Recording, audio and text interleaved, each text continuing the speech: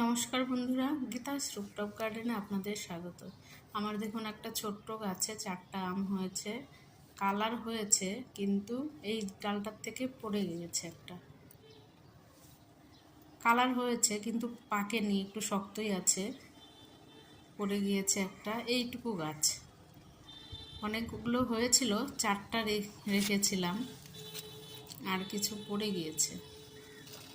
এই তো, এই আমটা রং ধরেছে সবে, আর যেহেতু আমগুলো একটু স্পট হয়ে গিয়েছে, 4টা একসঙ্গে লেগে থাকে, তাই একটা আমে একটু বেশি স্পট হয়ে গেছে। আর ওই আমটা সব বড়, এই আমটা বড় কালার হয়েছে।